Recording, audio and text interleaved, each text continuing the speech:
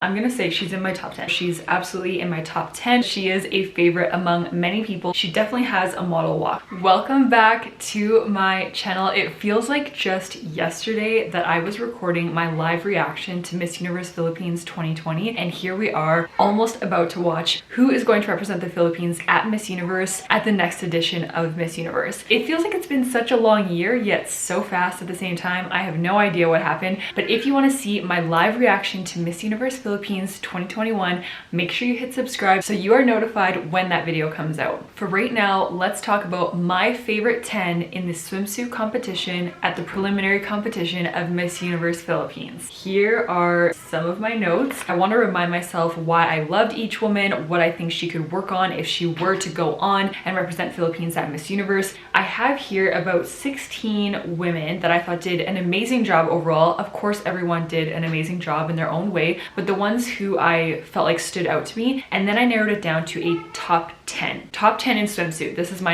not my top 10 overall. This is just their swimsuit performances. So let's start with Katrina of Taguig. Absolutely no doubt that she is a favorite among many people, and it's hard to ignore why. She walks with confidence. She has this strong, tall, statuesque body. I feel like she's come a long way in terms of her walk and her poses from what we did see in the initial runway walk videos that came out, I mean, over a month ago now, I think. She has really come a long way, and I'm really impressed to see that. And what that shows me is that if she were to win Miss Universe Philippines and go on to represent the Philippines at Miss Universe, she could improve even more because she has shown us that she can apply herself and perform even better during each round of this competition of Miss Universe Philippines. So I love Katrina's performance. As we know as well, she's a great speaker, so this video is not about that, but it's obviously a bonus that it's hard to ignore. Next up, I have Beatrice. These are in no particular order. These are just my favorite 10 overall. I will let you know who is like my absolute favorites. But Beatrice of Cebu City, I absolutely love her confidence. She had an amazing turn, so she did a great job. I felt like she was one of the ones that there was no doubt about her confidence, if that makes sense. Like, you just are like, wow, look at her, she's doing amazing, she's loving every moment of this. Next up, Steffi. Steffi is absolutely one of my personal favorites for the crown of Miss Universe Philippines this year. I know a lot of you love her too, and part of why I really like her is that she has more of like a fresh beauty, if that makes sense, which I know Miss Universe loves, or they have at least in the IMG era. And who Steffi kind of reminds me of, and this is showcased more in the gown, which we'll get to in my next video. Oh yeah, make sure you hit subscribe so you can see when my top 10 gown favorites come out. I just feel like she's kind of giving me a Iris Mittenaire Miss Universe 2016 vibe. I competed alongside Iris at Miss Universe 2016 held in the Philippines, and although they do not look alike, like there's nothing about them that I feel like looks alike, they give me a very similar aura. This kind of like natural beauty, but can still be glammed up. They can be confident and sexy, but still like soft and sweet, if that makes sense to anyone. That's kind of the vibe I get from Steffi, so she's absolutely in my top 10 for the swimsuit competition. Next up, Lorraine Batista. I had her in my top 10, then not my top 10. I had her, then not. Right now she's on the cuff. I didn't actually put her in my final 10 for swimsuit. We'll see. Let's discuss that later. Next, I have Isabella of Manila. She definitely has a model walk. There is no doubt that she's a model, which there's pros and cons to this. At Miss Universe, they need someone who's going to be a model for like photo shoots and stuff. We're definitely seeing that with the current Miss Universe of Mexico. She's a lot more like the model vibe, tall, statuesque, than we've seen of some Miss Universes in the past few years. So I do think that Isabella could be an amazing Miss Universe Philippines to go to Miss Universe. I do think that the model walk does need to transition a little bit. That's just my opinion. So she is in my top 10. Like, her and Lorraine are kind of like equal, but I did put Isabella instead. Next up, Chella of Misamis Oriental. Her look back was insane. It was so good. Like, her look back at the judges before she did her turn, she did such an amazing job. And this is where maybe it's something in the coaching. I don't know what kind of coaching these girls have, but I felt like a lot of the women missed the opportunity to really look at like the camera, and I'm assuming where the judges were because some of them were looking that way. I felt like when some of them did the turns,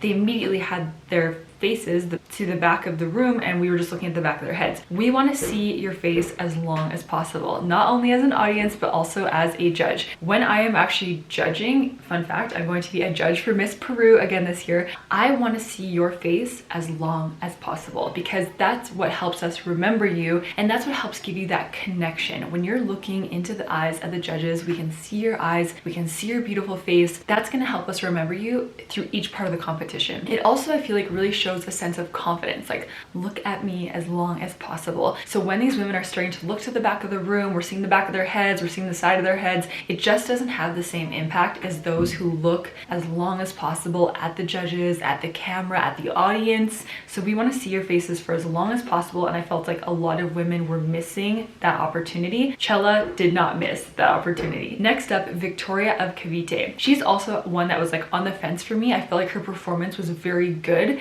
but it was not like, oh my god, like that was incredible. I do think she has room for improvement, but it was still, I mean, amazing. I'm being very nitpicky because we're getting down to the final approach here, crowning the next Miss Universe Philippines. Marine of, starts with a P, you guys can say it, I struggle with that. I thought it was good. I was a little bit disappointed, not gonna lie, because I loved her runway challenge video so much. I felt like it had this like confidence, but still fresh and like authentic and genuine, but sexy. And I really wanted to see a little bit more from her in the swimsuit walk. I feel like she could have brought it a little bit more, but I do really love her. I'm a big fan of her. She is definitely in my top 5 overall in terms of who could win Miss Universe Philippines. So I love Marine. Next up I have Janella from Albay. Wow. I loved her swimsuit, I loved her walk. I thought she was absolutely one of the most confident of the contestants. There was just something about her that gave this confidence. She was looking into the eyes of the judges, of whoever was sitting there. I felt like I could see her like